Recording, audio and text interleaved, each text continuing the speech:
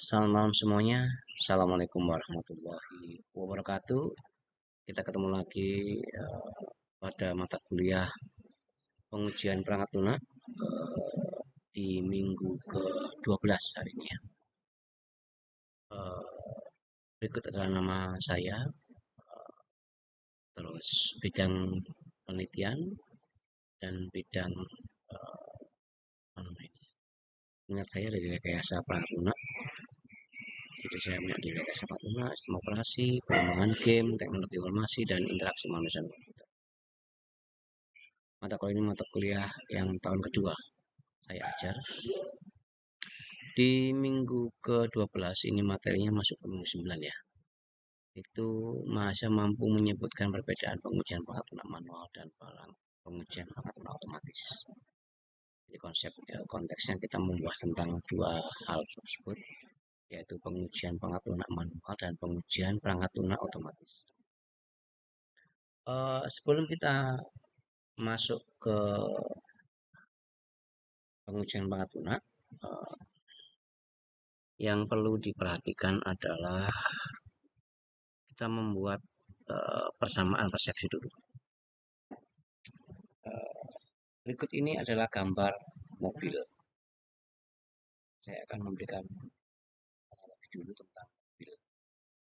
Mobil ini mempunyai bagian-bagian yang penting dan satu sama lain saling terikat, terkait ya, terkait. Eh, Kalau ini mobil, kalau zaman saya itu namanya VW Kodok kayak itu ya, Volkswagen itu kayak seperti itu.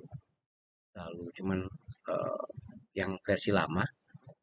Lalu berikutnya adalah ini juga mobil, tapi ini mobil Batman. Dia ini film dari film Batman Return. Di sini tulisan Batman Return Batmobile. Nah, eh, Batmobile ini bentuknya seperti ini dengan kekuatan masing-masing ya. Lalu ini juga mobil punya Chevrolet. Mungkin kita kenal eh, mobil ini saat melihat film Transformer, gitu ya. Saat kita melihat film Transformer, eh, punyanya Beetle ya, punya B ya, punya B. Selain Chevrolet, kita juga punya mobil produk dari Ferrari, mobil sport ini ya, mobil sport. Nah, yang berikutnya adalah mobil dari Toyota jenisnya Hilux. Dulu itu saya pernah punya impian, ada nggak ya mobil yang bisa eh, digunakan untuk ngangkut lebih dari dua orang, tapi yang bagian belakang itu ada bak mobilnya gitu, kayak ternyata ada punya di sini. Karena saya suka yang model kayak begini modelnya. Lalu berikut adalah truk ya, truk punya Inno Citro atau yang lainnya. Yang berikutnya adalah bis. Oke, teman-teman fokus pada eh, kenapa kok Pak Andi membahas tentang mobil, bis, truk, mobil sport, VW Kodok dan teman-temannya. Nah, dari sekian banyak mobil, coba diperhatikan lagi. Mobil ini jenisnya berbeda-beda, ragamnya berbeda-beda, warnanya juga berbeda-beda, dan mempunyai fungsi yang berbeda pula. Tapi intinya sama, ini adalah kendaraan, mobil, kendaraan yang mampu eh, apa namanya, yang mampu memuat lebih dari dua orang, ya, dengan roda empatnya, dengan kecepatan masing-masing, dengan kemampuannya masing-masing. Bayangkan kalau mobil ini adalah sebuah perangkat lunak. atau kalau ini adalah sebuah aplikasi. Ada aplikasi A, aplikasi B, aplikasi C, aplikasi D, E, F, dan G. Oke. Nah, yang perlu diperhatikan lagi, sebuah mobil itu mesti punya bagian-bagian yang saling mendukung satu sama lain. Apa itu bagian-bagian dari sebuah mobil? Kalau kita lihat di sini, yang pertama yang kita bisa lihat adalah ada bannya. Mobil itu ada bannya. Mobil itu punya kap, punya jendela, punya lampu, punya setir, punya tempat duduk atau jok, punya spion, punya mesin, punya rem, terus apalagi? Punya radio, punya AC, punya apalagi ya? Macam-macam lah. Masing-masing bagian-bagian itu saling terhubung. Jadi saya sebutin ada setir, rangka, mesin, lampu, radio, wiper, ya, tangki bensin, radiator, bagasi, gitu ya, pintu, jendela, rem, dan lain-lainnya. Nah, bagian-bagian ini, kalau diperhatikan kembali, bayangkan kalau ini ada sebuah aplikasi, sebuah perangkat lunak sebelum di launching atau di deploy ke masyarakat, atau kalau Microsoft ngomongnya di apa nih, dirilis ya, sebelum dirilis kepada pelanggan, maka perangkat lunak tersebut harusnya telah melalui uji uji uji fungsionalitas, uji kinerja, uji security, uji efisiensi, dan lain-lainnya. Jadi pada dasarnya sebuah perangkat lunak itu sebelum di launching atau dirilis kepada pelanggan, maka dia harus melewati tahapan tertentu. Mobil pun sama. Mobil itu kalau mau diproduksi, maka dia harus dipastikan kembali semua hal yang berhubungan dengan mobil itu. Misalnya wipernya bisa jalan enggak, pintunya bisa dibuka enggak, gitu. AC-nya bisa jalan atau tidak, bannya bagaimana, velgnya seperti apa, kacanya apakah betul, dan sebagainya dan sebagainya dan sebagainya. Itu kalau di dalam mobil. Nah,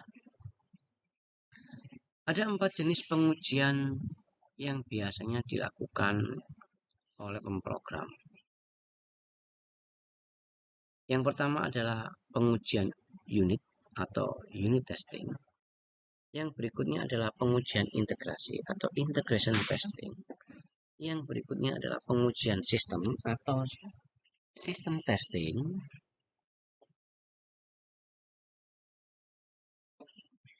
Lalu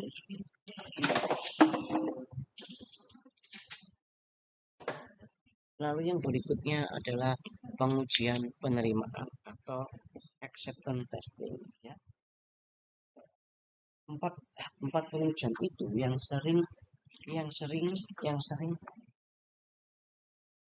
sering dilakukan oleh seorang pengembang aplikasi.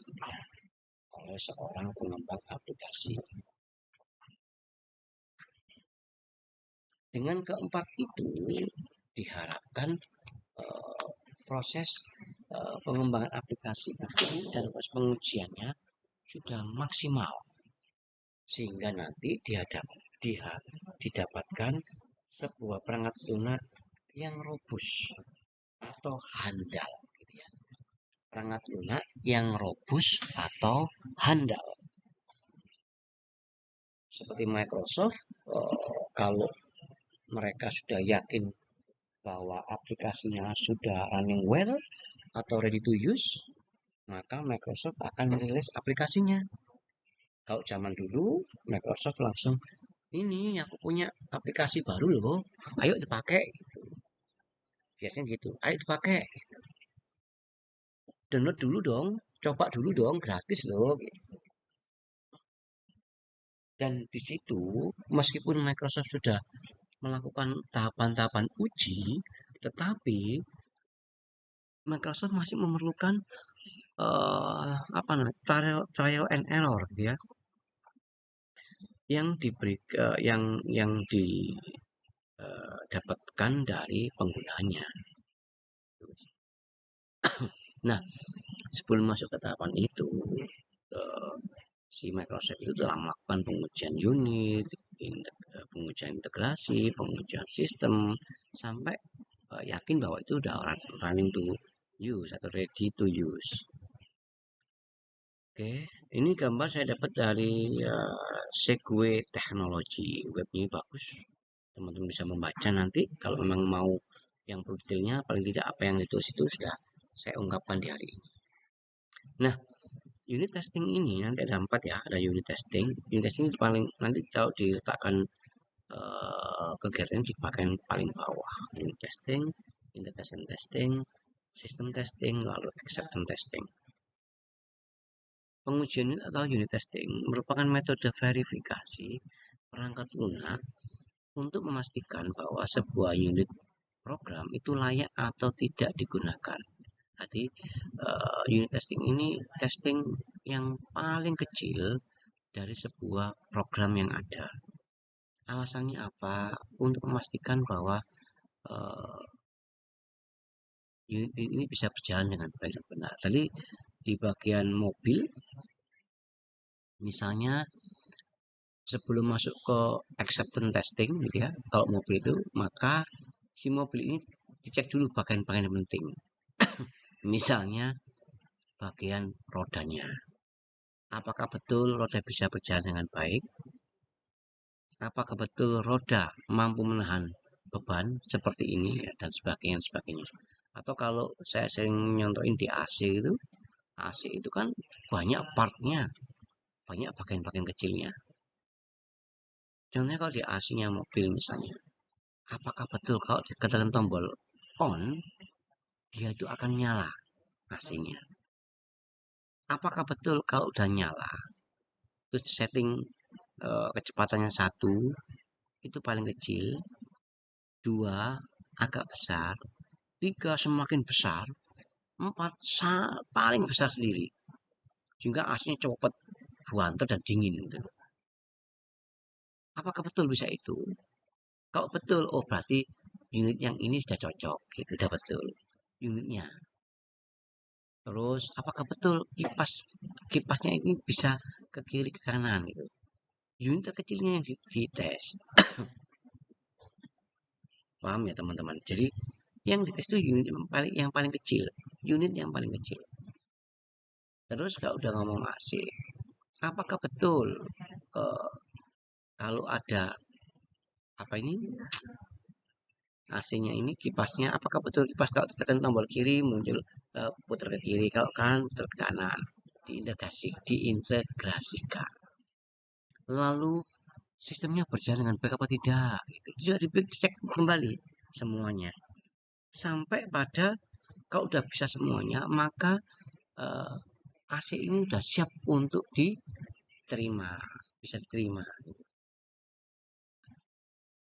Oke, nah kalau dulu zaman saya, karena saya itu pemrograman struktur ya Mas Mbak, maka uh, unit testing ini uh, dapat berupa prosedur atau fungsi. Kalau dalam bahasa pemrograman berbasis objek itu namanya package, gitu ya, kecil gitu. Nah, bayangin kalau Mas Mbak, oh kalau zaman saya dulu Skripsinya kan virtual reality itu waktu tahun 98 saya ya 98 saya skripsi itu. Terus 98 saya beli komputer, 99 saya skripsi, 2000 saya selesai. 2000 awal Mei. Nah, di situ saya membuat virtual reality untuk kampung 3D di daerah Tenggilis itu. Jadi simulasi eh, kampung 3 dimensi menggunakan VRML pas pemrogramannya. Nah, apa saja yang perlu saya kembangkan saat itu? Saya membuat dunianya, file utama. Lalu saya membuat langitnya. Saya membuat rumah, karena di daerah itu ada rumah. Lalu saya juga membuat ruko, karena di situ ada beberapa ruko. Lalu saya membuat tiang listrik, sudah kayak dia. Terus tengah-tengahnya tiang listrik itu yang tamannya itu. Nah, saya dari situ kan tidak mungkin saya membuat semuanya. Maka saya simulasikan, saya membuat 3 jenis rumah. Rumah A dengan gambar model C yang seperti ini, rumah B dengan model yang seperti itu, rumah C yang seperti X gitu ya, dan ruko. Lalu saya coba buat rumah yang bisa dimasukin, rumah yang nggak bisa dimasukin, rumah yang bisa dibuka pagar dan pintunya. Nah, karena jumlah partnya terlalu banyak, untuk membuat itu supaya lebih gampang dimonitor, mengetahui kesalahannya, maka saya membentuk prosedur-prosedur kecil, prosedur-prosedur kecil yang digunakan untuk mengetahui apakah prosedur-prosedur ini atau unit-unit ini bisa bekerja. Misalnya saya membuat unit kipas angin. Saya membuat prosedur namanya kipas angin. Di dalam prosedur kipas angin itu ada unit-unit kecil lagi. Jadi kalau bahasanya kalau saya membuat kipas angin, maka acceptance testingnya harus bisa jalan nih. Nah, unit apa dalam kipas angin itu? Ada unit baling-baling, ada unit bendolan, gitu saya bilangnya. Ada unit cangkokan, ada unit desain payungnya. Lalu saya ada lagi desain sistemnya, kumparannya bagaimana. Saya buat pecah kecil-kecil. Nanti saya buat A, B, C, D, E misalnya. Nah, A, B, C, D, E itu ditarik mundur, ditarik ke atas menjadi suatu produk namanya kipas angin.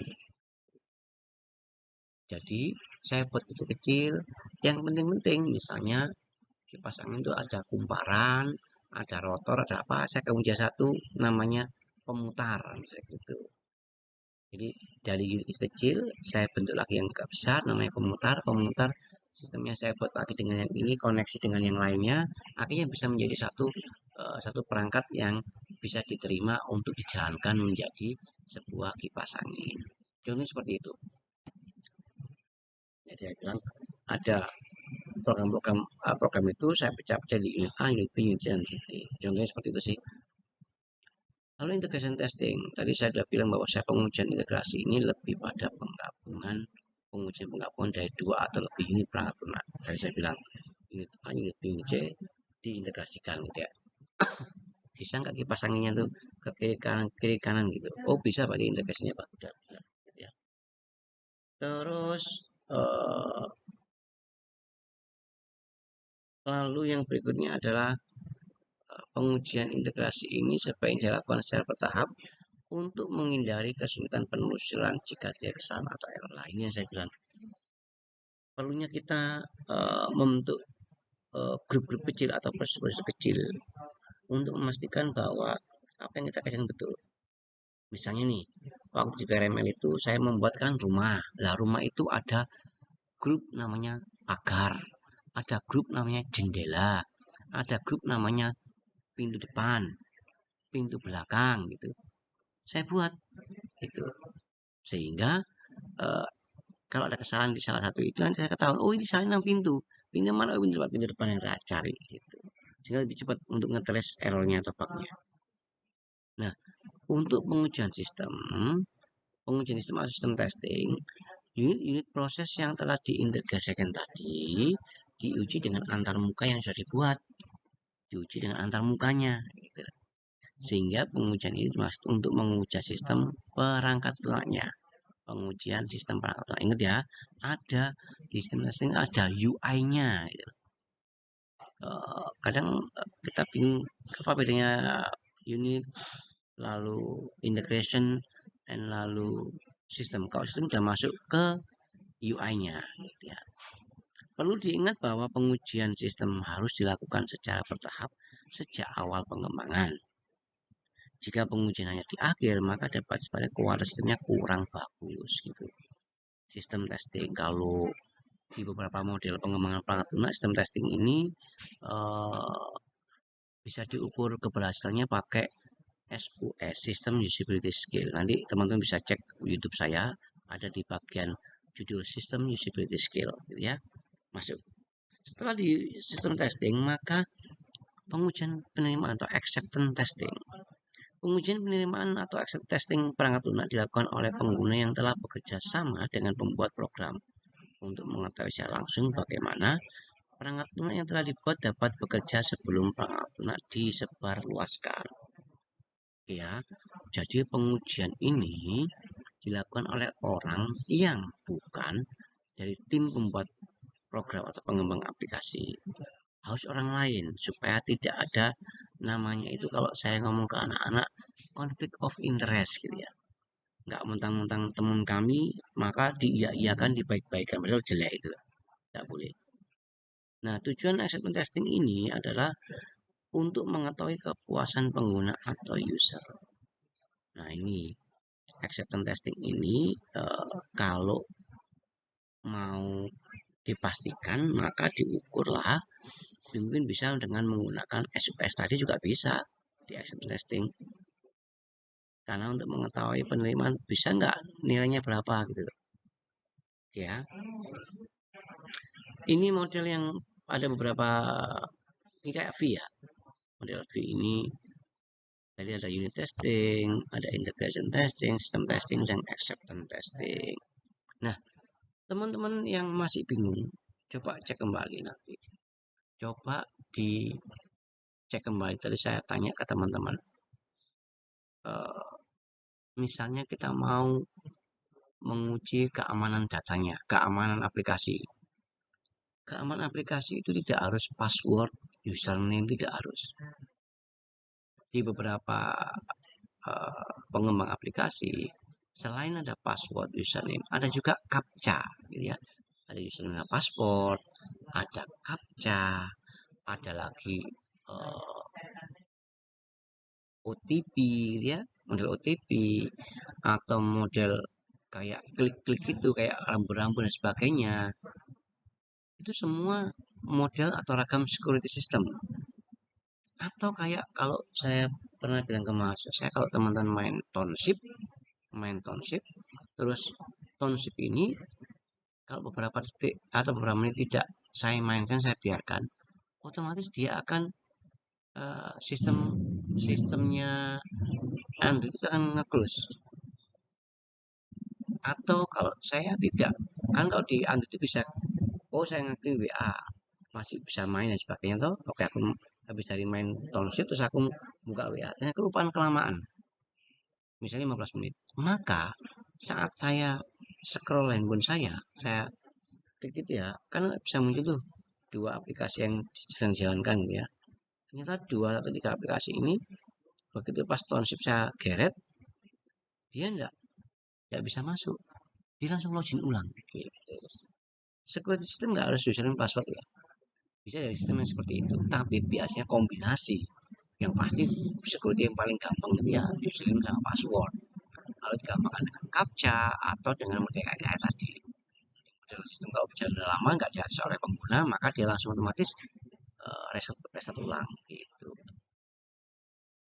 Oke, sepertinya telah habis teman-teman untuk pembahasan kita hari ini. Tadi sudah saya jelaskan banyak tentang apa ini tentang unit testing, integration testing, system testing, dan acceptance testing. Teman-teman coba kembali dicek, install satu aplikasi apapun itu yang kecil-kecil aja, lalu kita akan coba menguji kelayakan aplikasinya, menguji sistemnya yang berjalan sebagaimana bagus atau tidak. Ya, satu aplikasi aja, tidak perlu banyak-banyak.